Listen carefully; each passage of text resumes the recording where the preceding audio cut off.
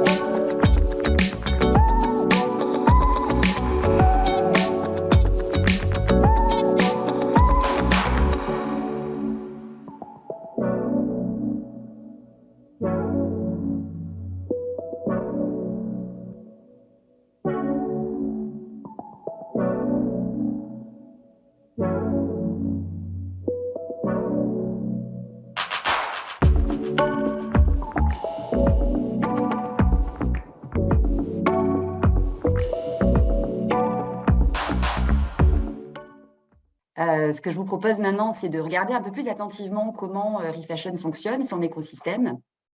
Donc, en fait, c'est tout simple. En fait, l'éco-organisme perçoit des éco-contributions payées par les marques. Alors, les marques, c'est ce que vous voyez dans le schéma en haut, tout à fait en haut, qui s'appelle les metteurs en marché, les adhérents.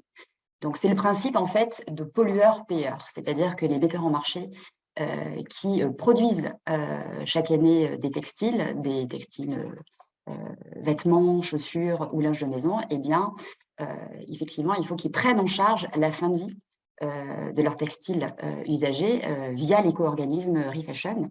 Et donc, ils payent une éco-contribution. Et grâce à cette éco-contribution, ça va permettre à ReFashion de financer, de subventionner un certain nombre d'acteurs que vous voyez apparaître sur votre écran, notamment les opérateurs de tri qui sont conventionnés par ReFashion, qui vont donc œuvrer tous les jours pour trier la collecte récupérée des citoyens qui sont allés déposer leurs vêtements dans des points d'apport prévus à cet effet. Et donc, en fait, c'est un métier très important parce que lorsqu'ils vont trier les vêtements, eh bien, il y a une partie de ces vêtements, environ 57%, qui va partir en réutilisation. La réutilisation, c'est quoi? Eh bien, c'est le fait que les vêtements repartent sur le marché de la seconde main.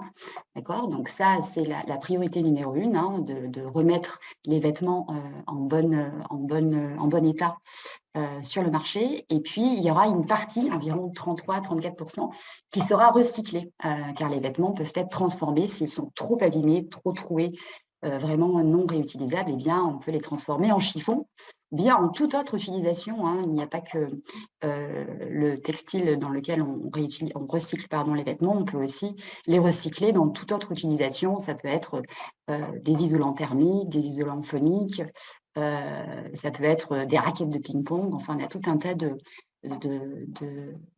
deuxième vie des textiles usagés, et c'est la raison pour laquelle on finance aussi les porteurs de projets, que vous voyez plutôt sur l'écran à droite. Donc, on soutient la recherche, parce qu'il y a effectivement beaucoup d'entreprises qui œuvrent tous les jours pour trouver des solutions de deuxième vie en recyclage. Et effectivement, Refashion, depuis sa création en 2008, on a, via le Challenge Innovation, soutenu environ une 60aine de projets. Donc voilà, on soutient ça aussi. Et puis, on va bien évidemment encourager l'éco-conception. On va aussi soutenir les collectivités locales dans leur communication aux citoyens. Et puis enfin, on va voilà, évidemment œuvrer pour sensibiliser le citoyen tout au long de l'année. Et ça fera partie de la deuxième partie de ce webinaire quand je vous parlerai ensuite de nos actions. Alors là, ce que je vous propose, c'est de vous rendre compte des flux de la filière textile parce que vous allez voir, c'est assez impressionnant. Ça, ce sont les chiffres de 2021, donc post-Covid quand même. Il faut savoir qu'aujourd'hui, en France, il y a près de 715 000 tonnes de produits qui sont mis sur le marché. Donc, vous le voyez, hein, ça se répartit 61% de vêtements, 21% de linge de maison et 18% de chaussures. C'est assez colossal, ça représente environ 10,5 kg de vêtements par habitant, ce qui paraît fou.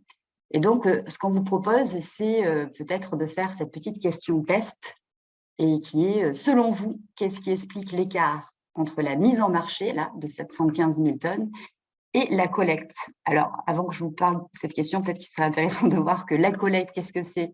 Eh bien, c'est le fait pour les citoyens de déposer un vêtement dans un point d'apport. Alors, un point d'apport, ça peut être dans des réseaux d'associations, mais ça peut être aussi dans des conteneurs que vous voyez dans la rue ou bien dans des points de collecte éphémères, dans des magasins parfois. Donc, on en a 244 000 tonnes collectées. Et puis, sur ces 244 000 tonnes collectées, on en a 191 000 tonnes qui sont triées. Donc voilà, pardon, je reviens à ma petite question quiz. Selon vous, qu'est-ce qui justifie l'écart entre la mise en marché de 715 000 tonnes et la collecte de 244 000 tonnes? En réponse A, selon vous, c'est parce qu'il n'y a pas suffisamment de points de collecte sur le territoire français.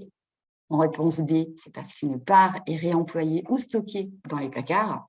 Et en réponse C, une part est jetée à la poubelle. On vous laisse choisir dans le chat. Je crois que c'est Adèle qui a la manœuvre derrière. Vous avez le droit à une ou plusieurs réponses. Ouais.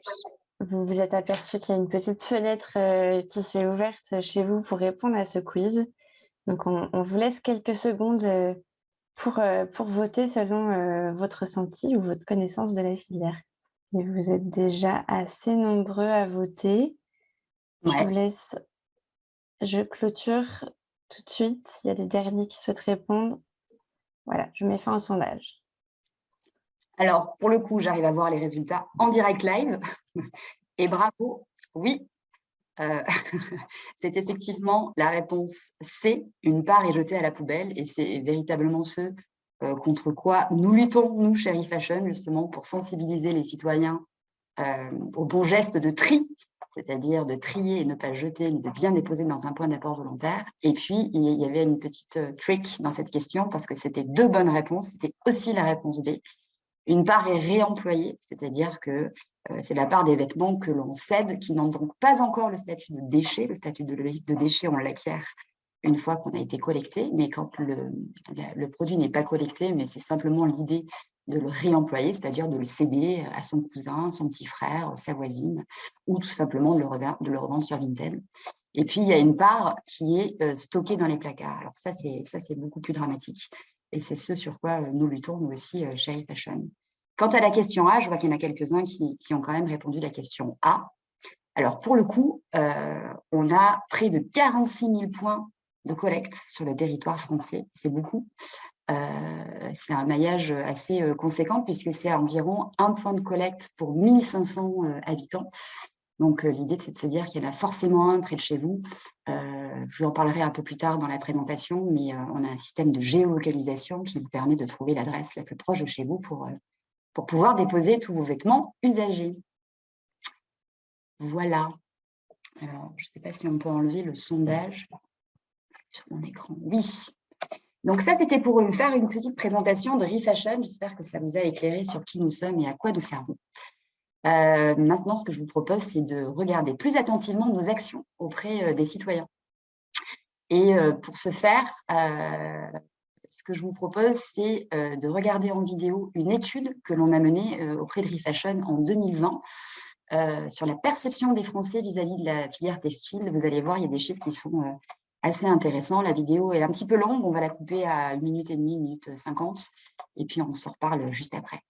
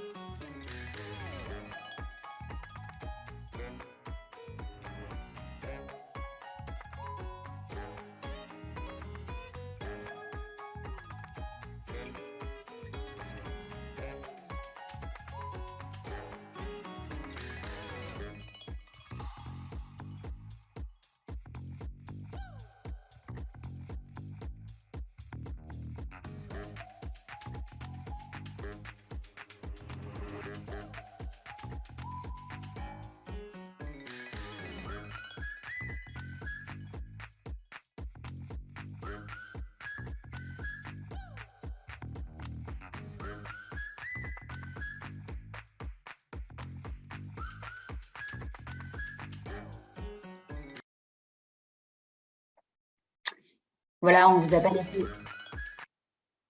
pas laissé toute la vidéo parce qu'elle est un petit peu longue, mais ce qui était intéressant de voir dans cette étude, c'est qu'il y a ce chiffre qui est assez effrayant, de se dire que 61% des Français qui sont pourtant au fait de la possibilité de trier et de recycler leurs vêtements, ils déclarent quand même jeter une partie des vêtements à la poubelle. Alors on le voit, 25% d'entre eux déclarent de ne pas être assez informés sur les manières de se débarrasser de leurs textiles usagés. Donc c'est pourquoi Refashion œuvre au quotidien pour changer tout ça.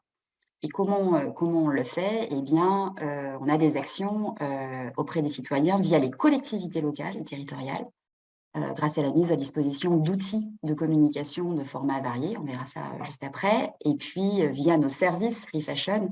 Donc là, ça va être tout l'écosystème digital que l'on met en place. On a un site internet Refashion Citoyen, mais aussi des réseaux sociaux pour informer les citoyens au jour le jour. Et puis enfin, on a des campagnes de communication au long cours, toute l'année. Ça peut être des campagnes digitales, des campagnes radio, mais il y a une campagne en particulier dont j'aimerais vous parler ce matin, qui est la campagne #RRR pour réparons, réutilisons, réduisons et recyclons. Pardon, j'allais oublier un R.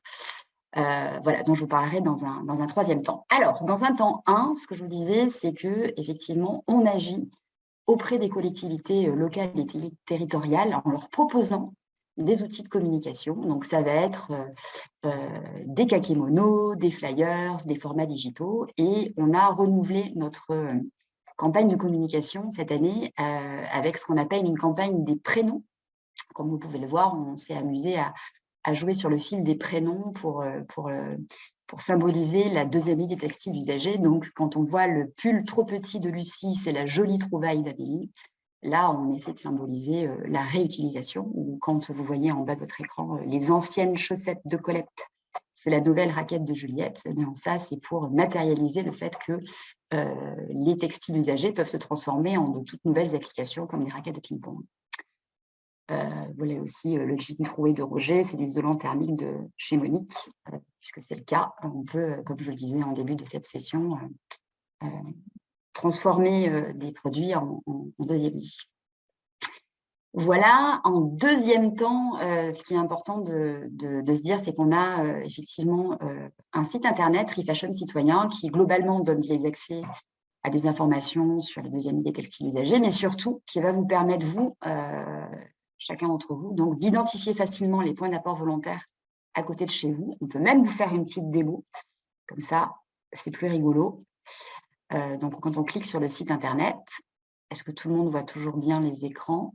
Ça va arriver, c'est un petit peu lent. Donc, on arrive sur la homepage de Refashion, et puis on précise qu'on n'est pas un robot, bien sûr. Et puis là, vous allez voir, on va faire un petit test, on va écrire n'importe quoi, je ne sais pas, de avenue Jean Jaurès, à Paris 19e. Voilà, on clique, et puis là, hop, magie, le pouvoir de la cartographie. Et donc là, Pierrick, si tu passes peut-être sur voilà, une adresse ou une autre, vous voyez que l'adresse s'affiche et vous avez même comment vous y rendre, ou bien faire un signalement, si ça peut arriver, hein, certains points d'apport volontaires, par exemple, parfois débordent ou sont trop... ou sont endommagés, vous avez la possibilité de faire un signalement sur cette cartographie. Nous, chez Refashion, on regarde quotidiennement ce qui s'y passe. Donc voilà pour la petite démo. Et encore une fois, il existe 46 000 points d'apport volontaire. Donc ça, c'est la deuxième manière d'informer. Et puis, ce matin, je voulais revenir sur une des campagnes que l'on mène chez Refashion, qui s'appelle donc la campagne #RRR, comme un cri de ralliement, car on rallie près de 150 acteurs. C'est la troisième année en 2021 qu'on a mené cette campagne, qui est une campagne nationale digitale et qui est donc portée par ces 150 acteurs qui sont les metteurs en marché, donc les marques, les acteurs de la Saint-Gobain, les collectivités territoriales, les opérateurs de tri. C'est une campagne qui se déroule sur une dizaine de jours. Donc, cette année, en 2022, elle aura lieu du 23 septembre au 2 octobre. Et à cette occasion, on fournit à l'ensemble des acteurs un kit de communication avec une campagne clé en main, c'est-à-dire que vous avez, en l'occurrence, cette année, on aura 24 créations pour traiter de l'ensemble des produits, que ce soit des textiles, du linge de maison ou des chaussures, que ce soit des cibles adultes, que ce soit des cibles enfants, que ce soit des cibles sport. On a essayé de proposer un maximum de visuels pour que ça parle à l'ensemble de nos metteurs en marché qui sont très, très hétéroclites. Hein. C'est un peu le souci de cette campagne, c'est qu'effectivement, on a des acteurs qui sont aussi variés, de Kiabi, en passant par Damar, Aigle, le style français, H&M. Voilà, on a des acteurs qui sont très hétéroclites, donc on est obligé de proposer une campagne qui parle à tous, et puis aussi qui soit adaptable, parce qu'on comprend bien que chacune des marques a ses propres codes, son propre ADN de marque. Donc on laisse la possibilité aux marques de se réapproprier la campagne un petit peu. Alors il y a des guidelines, hein, ils ne peuvent pas faire tout et n'importe quoi, mais en tout cas, l'année dernière, ils avaient la possibilité de changer leur visuel, de proposer leurs propres produits pour parler des 4 R, de réduire, réutiliser, réparer et recycler.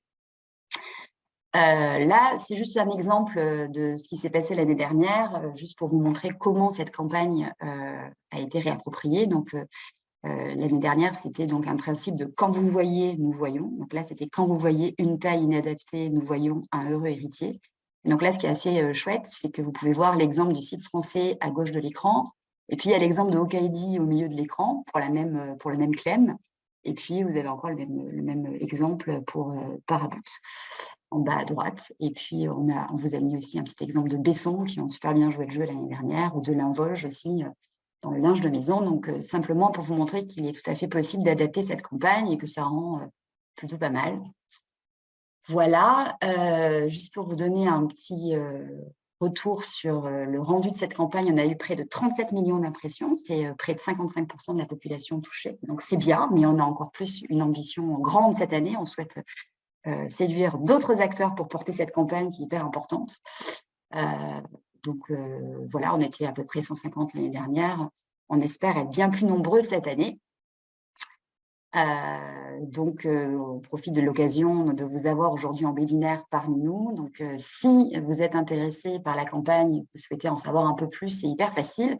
Je crois que dans le chat, je le vois en direct live, on vous met un petit lien qui est hyper facile. C'est un petit formulaire, vous remplissez nom, prénom, votre entreprise, et puis après, vous allez rentrer dans un cycle de mailing qui va vous guider sur voilà, qu'est-ce que c'est cette année la nouvelle campagne #RRR, et si vous souhaitez vous inscrire, comment faire, d'autant plus que cette année, on a une refonte complète de la campagne et on a une campagne qui est toujours plus appropriable. Donc, vraiment, on vous invite à vous inscrire. Voilà. Alors, j'ai une question un peu pratico-pratique qui a été posée Dans l'espace QR, sur la vidéo de l'étude OpinionWay qu'on a menée, est-ce qu'on a un lien à partager là-dessus?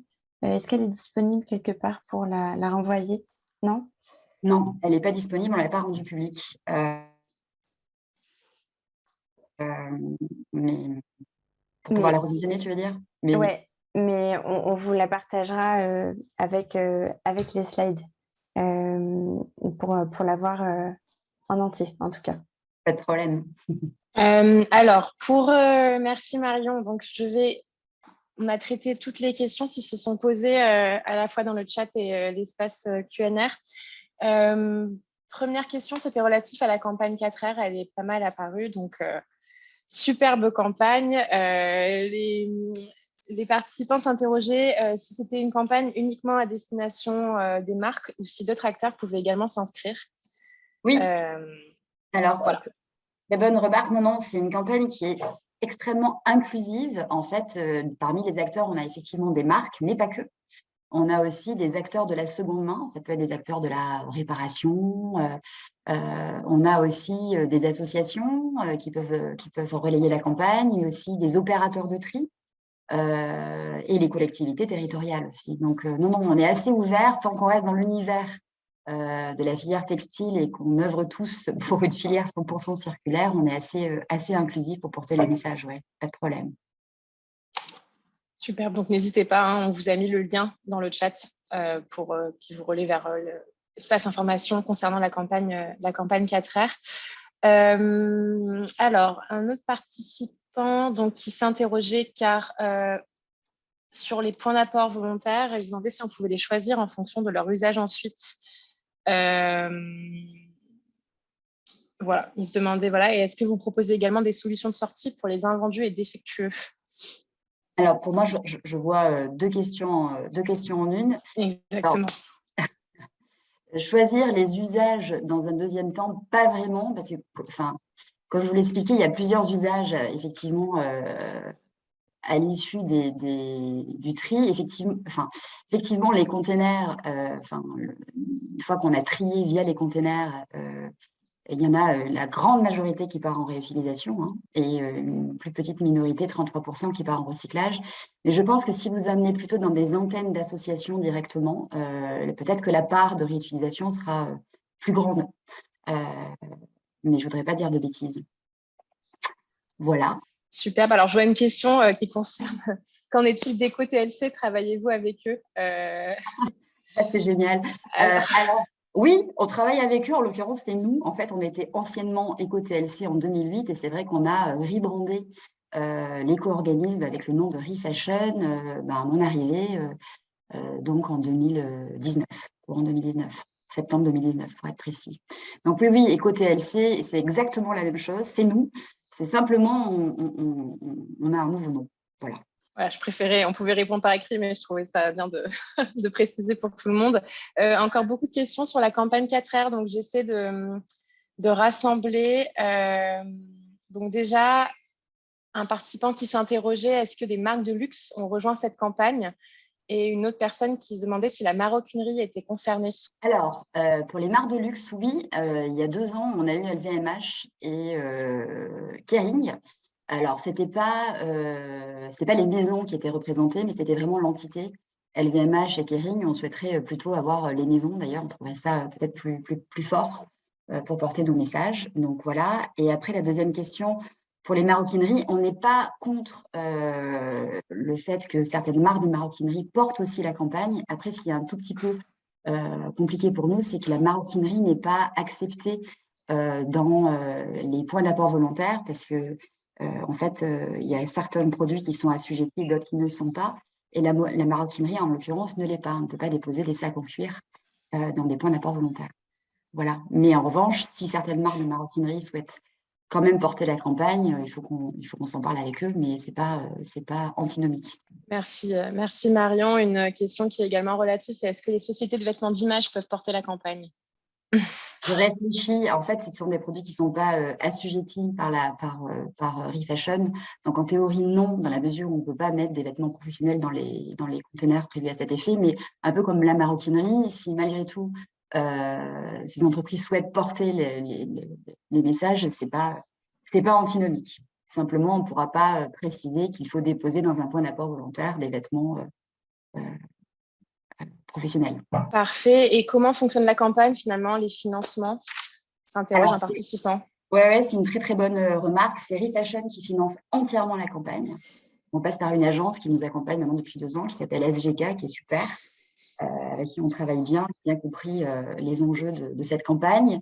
Donc, on la finance entièrement. Là, pour être très, très clair, on est sur la phase de recrutement, donc la phase de signature de la part des marques et des acteurs à la charte d'engagement. En fait, on demande à chacune des marques qui souhaitent participer à la campagne de signer une charte, parce que ça engage la marque quand même à bien respecter les règles de cette campagne. Donc, pendant 10 jours, ça oblige les marques à poster 3 fois un des messages parmi les 24 qu'on aura créés sur un des 4 R. Et puis, ça engage la marque aussi à nous envoyer dans un deuxième temps, une fois que la campagne est terminée, un certain nombre de KPI, parce qu'on va monitorer le taux de clic, ce genre de choses, pour les agglomérer, pour pouvoir ensuite avoir une idée globale de combien de personnes on a touchées en France grâce à la campagne. Donc, c'est une implication qui reste légère, à mon sens, puisque c'est que 3 posts à poster pendant cette période-là, mais c'est vrai que ça nécessite un tout petit peu de suivi. Et voilà. Mais sinon, c'est financé par Refashion, donc il n'y a pas cet aspect-là pour les marques et les acteurs. Et une question très pratico-pratique également sur la campagne 4R, qui décidément suscite beaucoup de questions. La date limite d'inscription, demande Isabelle dans le chat.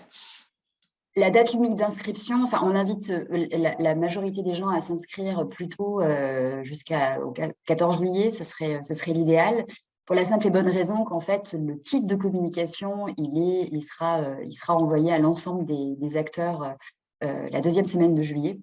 Donc, c'est plus simple. Après, s'il y a des retardataires, on fait toujours des exceptions, mais à un moment donné, on arrête les compteurs pour la simple et bonne raison qu'on a aussi un communiqué de presse, un dossier de presse, et parfois on fait état de l'ensemble de nos partenaires, donc on est obligé d'arrêter les compteurs à un moment donné.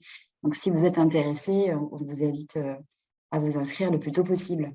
Donc, qui est relayé par Vincent David, donc qui porte la parole des acteurs du réemploi solidaire type Emmaüs, la Croix-Rouge,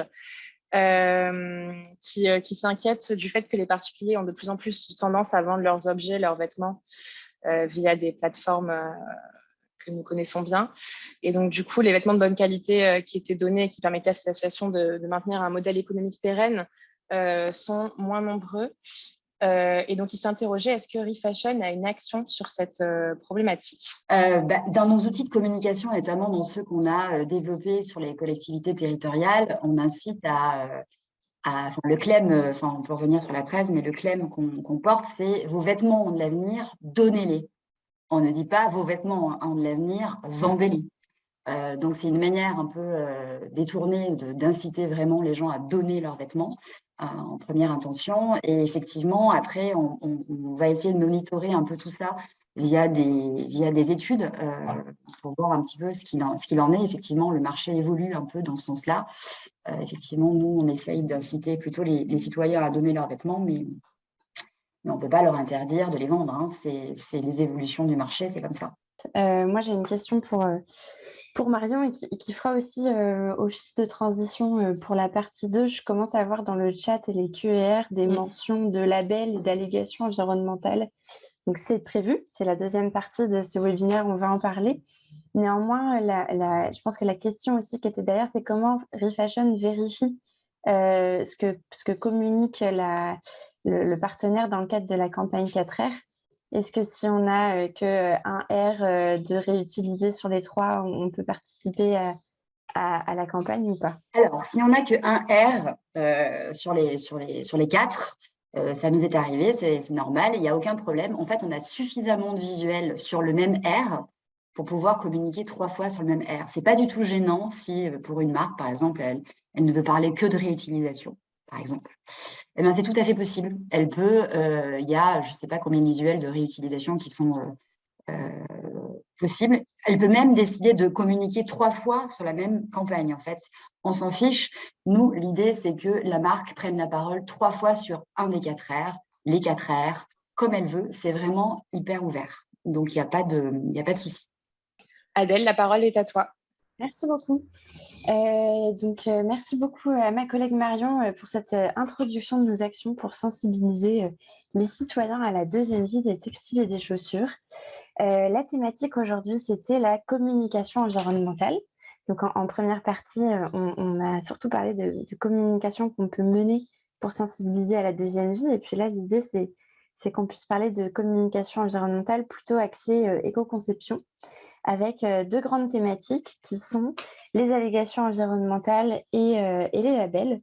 Comme vous l'a précisé Juliette en début de webinaire, malheureusement, on n'aura pas le temps aujourd'hui de parler d'affichage environnemental, mais on sait que c'est une thématique importante et on pourra dédier une séance à cette thématique. Donc, les allégations environnementales. La définition, c'est une forme de communication qui permet d'avancer les avantages et les qualités d'un produit pour le distinguer et le valoriser. Donc, une allégation dite environnementale permet d'avancer du coup les qualités dites environnementales d'un produit. Donc là, s'affiche à l'écran quelques exemples de ces allégations qu'on peut retrouver naturelles, responsables, respectueux de l'environnement, etc. Donc, on peut les retrouver sur des différents supports, hein, sur les emballages, les étiquettes, les publicités, les sites internet, etc. Et elles sont représentées avec des signes distinctifs, que ce soit du texte, des images, d'un support sonore, etc. Ça peut être sur support divers. C'est encadré. Donc, il y a un cadre juridique bien spécifique, tout d'abord en Europe, avec la directive 2005-29 de la Commission européenne du 11 mai 2015, donc, qui est relatif aux pratiques commerciales déloyales, donc, qui indique que les allégations doivent être claires, exactes et dénuées d'ambiguïté pour ne pas induire le consommateur en erreur, et que l'entreprise doit être en mesure de présenter des justificatifs en cas de contrôle. Donc, la transposition française de cette réglementation, de cette directive européenne, c'est le Code de la consommation en France, article L121-2, mais là je vais vous perdre, qui est lui relatif aux pratiques commerciales trompeuses et donc qui est tout à fait en phase avec ce qu'indique la directive européenne, qui qualifie des pratiques commerciales trompeuses quand elles reposent sur des allégations ou des indications qui sont fausses ou de nature à induire le consommateur moyen en erreur. Et donc notamment sur la portée des engagements environnementaux de l'annonceur de cette allégation environnementale. Donc, ce qu'il faut retenir, c'est que les allégations environnementales sont encadrées et qu'on ne peut pas nommer on ne peut pas nommer ce que l'on veut dans les communications sur les produits. Il y a des mentions qui sont interdites. Donc, très récemment, l'article 13 de la loi AGEC, son décret d'application a été publié le 29 avril dernier, qui indique donc, à partir du 1er mai 2022, qu'il est interdit de faire figurer sur un produit ou sur un emballage donc neuf à destination du consommateur, les mentions donc citées biodégradables et respectueux de l'environnement ou toute autre mention ou toute autre allégation environnementale équivalente. Donc, première chose, il y a des mentions qui sont donc interdites par des textes de loi sur le territoire français. Ensuite, il y a des mentions qui sont encadrées, donc qui sont régies par des normes. Donc, je vous ai pris l'exemple du terme compostable. Le terme compostable, si on regarde sa définition, le compostage, c'est un traitement des déchets qui permet d'obtenir un compost avec l'action de micro-organismes. Donc, pour aujourd'hui apposer l'allégation compostable sur un produit ou sur un emballage, il faut qu'il puisse respecter les normes en vigueur. Donc, notamment pour l'emballage, il y a la norme NF-EN 13432 qui garantit que le produit va se dégrader dans un compost dans une bonne qualité, dans une installation qui est industrielle. Et donc, il faut dans ce cas également, il est préférable d'ajouter la mention ne pas jeter dans la nature sur les produits qui soient euh, compostables de manière domestique ou industrielle. Donc voilà, entre les allégations qui sont interdites, celles qui sont régies par des normes, viennent s'ajouter également celles qui vont devenir obligatoires. Donc j'ai fait mention sur ma slide précédente de l'article 13 de la loi AGEC qui a été publié très récemment, qui indique une série de mentions obligatoires pour notamment, et là je vais faire vraiment le focus sur les produits de textile, d'habillement, linge de maison et chaussures. Je ne vais pas parler de ce qui peut concerner par exemple l'emballage ou d'autres catégories de produits. Là, je me concentre vraiment sur les produits qui sont au sein de notre filière responsabilité élargie du producteur des textiles et des chaussures. Donc, attention, les éléments que je viens de citer ne concernent pas tous les metteurs sur le marché. Je reviendrai après sur le public concerné et le calendrier de mise en place, mais à tout de suite prendre avec des pincettes. Donc, seront obligatoires notamment une mention concernant l'incorporation de matières recyclées. Il va falloir indiquer sur les produits la mention « produits comportant au moins X% de matières recyclées ». Ça ne concerne pas les articles en cuir. Deuxième mention obligatoire, une information concernant la recyclabilité d'un produit, donc sa capacité à être traité, à être recyclé. Donc il faudra mentionner produit majoritairement recyclable ou alors produit entièrement recyclable. Cette information, elle va être communiquée par ReFashion, donc par nous, à tous ses adhérents pour vous permettre d'obtenir cette information sur la recyclabilité des produits. Mention obligatoire suivante, la teneur en substances dangereuses dans le produit. Donc, en ajoutant la mention contient une substance dangereuse ou une substance extrêmement préoccupante. Donc, cette information, elle doit être complétée du nom de chacune des substances présentes. Si elle est supérieure à 0,1% en pourcentage massif dans le produit.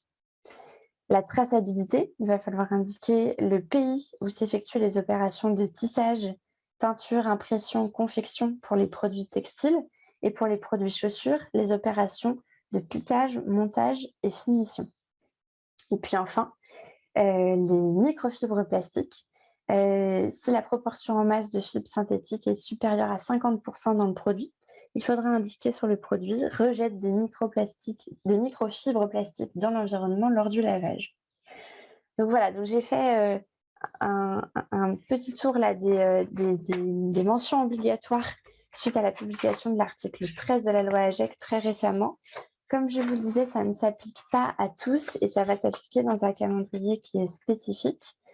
À partir du 1er janvier 2023, ces mentions obligatoires concerneront les entreprises qui réalisent un chiffre d'affaires annuel supérieur à 50 millions d'euros et pour au moins 25 000 unités des produits cités, donc en l'occurrence des textiles d'habillement, linge de maison, chaussures. À partir du 1er janvier 2024, ce sera pour les entreprises qui font un chiffre d'affaires annuel supérieur à 20 millions d'euros et qui mettent au moins 10 000 unités de ces produits sur le marché. Et au 1er janvier 2025, pour les entreprises qui réalisent un chiffre d'affaires annuel supérieur à 10 millions d'euros et qui mettent sur le marché plus de 10 000 unités. Donc, voilà, ce qu'il faut garder en tête sur ces allégations environnementales. Premièrement, on a une anti-sèche qui est disponible sur notre outil, la plateforme Ecodesign, qui va vous permettre d'en savoir plus sur les allégations environnementales. Ensuite, je vous invite, si vous souhaitez vraiment vous former sur le sujet, à participer à la formation de la Fédération de la maille, de la lingerie et du balnéaire, qui se nomme Étiquetage, allégations commerciales et environnementales. Comme je vous le nommais là, on est sur un format de sensibilisation, donc c'est difficile de rentrer dans un niveau de détail qui est énorme, L'idée, c'est de vous donner des premières billes, des premiers outils pour pouvoir ensuite continuer votre travail de veille là-dessus. Et surtout, pour terminer, il y a une FAQ qui est en cours d'élaboration par le ministère de la Transition écologique pour apporter des précisions sur le décret d'application de l'article 13 de la loi AGEC. Donc ce décret d'application, forcément, c'est un texte de loi qui peut être sujet à interprétation. L'idée, c'est que là, le ministère de la Transition écologique puisse répondre à toutes vos interrogations sur le sujet. Elle n'est pas encore terminée, cette FAQ. Donc, ça va être à date un petit peu difficile pour moi de vous apporter des réponses très précises sur vos questions. Par exemple, là, je vois apparaître à l'instant une question sur la lingerie. Comment est-ce qu'on peut faire pour le pourcentage de matières recyclées? Voilà, typiquement, c'est le genre de questions que le ministère de la Transition écologique pourra éclaircir dans le cadre de sa FAQ. Donc, restez bien en veille sur ce sujet de l'article 13. Mon objectif aujourd'hui, c'était de vous dire qu'il existe et qu'il y a un sujet. Mais sans attendre, j'enchaîne sur la thématique du coup des labels, qui était mon deuxième objectif pour ma part du jour, c'était de vous parler de ces signes distinctifs, ces logos que l'on retrouve sur de nombreux produits et emballages pour avancer des attributs environnementaux des produits. Donc on en retrouve dans différentes catégories. Les labels respectent des cahiers des charges qui sont bien spécifiques. Et il faut comprendre que les labels ne couvrent pas tous la même chose. Ils peuvent être très intéressants à utiliser dans le cadre d'une communication environnementale pour avancer des attributs environnementaux d'un produit, pour montrer l'engagement d'un fournisseur ou pour montrer l'engagement d'un metteur en marché.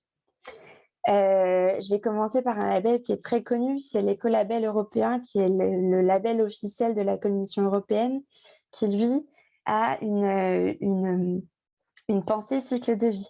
Son objectif, c'est de couvrir un maximum d'étapes du cycle de vie d'un produit textile et chaussures, en l'occurrence, mais il couvre aussi d'autres produits.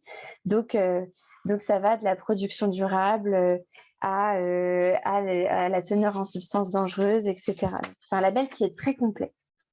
La deuxième catégorie de labels, ça va être tout ce qui est agriculture biologique. Donc, pour vous citer les plus connus, ça va être le label GOTS, qui signifie Global Organic Textile Standard, donc qui lui travaille sur 2 niveaux. Quand on a un textile qui est qualifié de biologique, donc pour ça, il faut qu'il y ait plus de 95% des fibres qui soient certifiées biologiques. Et puis quand on a un textile composé de X% de fibres biologiques, et dans ce cas-là, il faut au minimum 70% de fibres biologiques certifiées. Le label OCS, quant à lui, donc Organic Content Standard, lui requiert un minimum de 5% de matière biologique dans le produit. Pour passer ensuite à l'agriculture raisonnée, donc je vous ai mis quelques exemples. L'agriculture raisonnée, elle se distingue d'une agriculture, par exemple, biologique, où là, l'idée, c'est qu'on va surtout encourager des pratiques plus durables d'agriculture. Donc, pour vous mettre les plus connus, il y a l'initiative Better Cotton, donc là, qui encourage une meilleure utilisation des sols. Donc, il travaille du coup sur le coton, comme son nom l'indique, une protection des cultures, une gestion de l'eau, etc., mais qui ne travaille pas sur le coton biologique. Dans la même idée, il y a Cotton Made in Africa, qui suit des principes qui sont similaires, mais qui travaille aussi sur l'interdiction des OGM. Et puis, il y a le assez connu Fairtrade Max Havelaar, donc qui lui travaille sur le commerce équitable, donc avec une dimension sociale complémentaire et aussi sur le travail des OGM. Sur le volet toxicité, ici, le plus connu, ça va être le label OEcoTex Standard 100, donc, sur lequel il faut respecter un cahier des charges précis sur la teneur en substances toxiques selon différentes classes, donc allant de la plus exigeante pour les vêtements pour bébés à la moins exigeante, surtout sur des équipements et on va dire du linge de maison, des rideaux, etc. Pour l'incorporation en matière recyclée, il y a 2 labels assez phares pour vous accompagner dans cette démarche d'intégrer des matières recyclées, qui sont GRS, donc le Global Recycle Standard, qui là requiert un minimum de 20% de matières recyclées dans les produits, et RCS, donc Recycle Claim Standard, où là, c'est un minimum de 5% de matière recyclée dans les produits. Sur la gestion durable des forêts, les deux plus connus sont les labels PEFC et FSC, qu'on retrouve beaucoup sur l'emballage, donc les emballages carton. Mais dans le secteur des textiles, ça va être aussi beaucoup sur tout ce qui va être matière viscose, donc à base de pulpe de bois. Donc ce sont des programmes pour une gestion plus durable des forêts. Et pour finir, la bientraitance animale, où là, on a 3 labels, 3 initiatives qui sont les plus connues. Donc, qui sont Responsible Wool Standard, Responsible Mohair Standard et Responsible Alpaca Standard. Donc, qui là travaillent sur le bien-être animal, mais aussi la protection des terres, le bien-être social des travailleurs, etc. Donc, ce qu'il faut retenir dans ce tableau des labels, c'est qu'il y en a des nombreux, ils couvrent tous des aspects différents pour mettre en avant des attributs environnementaux des produits. L'enjeu, c'est d'essayer de choisir le bon label dans tout ça en fonction de ce que vous voulez avancer comme qualité environnementale sur vos produits. Ce travail n'était pas exhaustif, des labels, il en existe beaucoup, mais l'idée, c'est qu'on puisse vous outiller pour aller plus loin. Donc, on a notamment notre anti-sèche sur la plateforme Ecodesign qui s'appelle les labels et la communication environnementale, sur lequel on vous propose un décryptage, sur lequel on vous parle aussi des allégations environnementales, avec beaucoup de ressources bibliographiques et documentaires si vous souhaitez en savoir plus. Donc, n'hésitez pas à faire un tour sur cette plateforme Ecodesign. Et pour finir justement là-dessus, c'est un centre de ressources, cette plateforme Ecodesign, qui a pour objectif de vous accompagner globalement dans l'éco-conception de vos produits textiles et chaussures. Donc, vous allez retrouver du contenu effectivement sur la communication environnementale, mais aussi sur la durabilité des produits, sur la recyclabilité, sur l'incorporation en matière recyclée. Donc, n'hésitez pas à vous inscrire, à en parler autour de vous. En vous inscrivant, vous recevez tous les mois une newsletter sur l'éco-conception et les invitations pour participer à ces webinaires comme ce matin. Je crois que c'est tout pour moi et que j'en ai fini sur mes slides, si je ne me trompe pas. Merci beaucoup pour votre attention. On va voir, Juliette, si on a un petit peu de temps pour prendre 1 ou 2 questions. Ouais, merci Adèle. On a beaucoup de questions. Donc, on va clairement pas pouvoir toutes les traiter. Il nous reste 3 minutes. Donc, énormément de questions sur la loi AGEC. Donc, comme je précisais, Adèle, pour l'instant, c'est un petit peu compliqué d'apporter des questions très précises aux participants. Donc, je propose que, pour le coup, on se concentre plutôt sur les labels. Ouais, à nouveau, hein, mon objectif, c'était surtout de faire prendre conscience que cet article de loi existe. Il est sorti le 29 avril 2022. Selon le calendrier que je vous ai présenté, il peut vous concerner. Donc, restez en veille de cette FAQ qui sera publiée par le ministère de la Transition écologique, qui répondra, à mon avis, à de nombreuses questions, plus que moi aujourd'hui, qui n'ai connaissance, comme vous, que du décret d'application. Il n'y a pas d'anti-sèche sur l'article 13, hein, si je ne m'abuse. Quelqu'un s'interroge. Non, voilà. Donc, c'est normal que vous ne le trouviez pas. Pas mal de questions donc, sur les labels. Un participant qui s'interrogeait si BCI était encore d'actualité pour l'Europe et la France. Et un participant qui d'ailleurs soulignait qu'il était autodéclaratif. Tout à fait. L'initiative Better Cotton, c'est avant tout une initiative qui est du coup privée.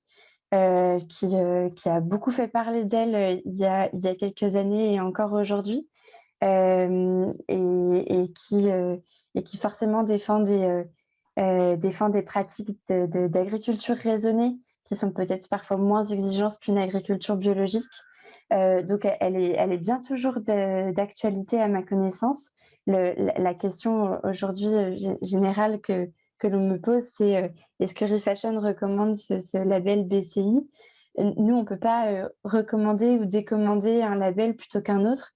L'idée derrière, c'est plutôt d'essayer de choisir les labels qui sont cohérents avec les valeurs que vous souhaitez porter et les attributs environnementaux que vous souhaitez avancer auprès de vos consommateurs. Et là, mon idée, c'était d'essayer de vous faire un petit décryptage des labels pour vous aider à faire un peu de clarté dans cette jungle des labels. Mais il y en a des nombreux, ils couvrent des sujets différents. Et BCI fait partie aujourd'hui de ce panorama. Merci Adèle. Je prends une dernière question et puis on va clore ce webinaire. Monsieur Tony Gallon qui précisait qu'ils avaient développé un référentiel écossaire lors du projet Valtex et se demandait où ça en était aujourd'hui pour ce référentiel. Est-ce que tu as des informations sur le sujet? Aucune, je vais être honnête, aucune.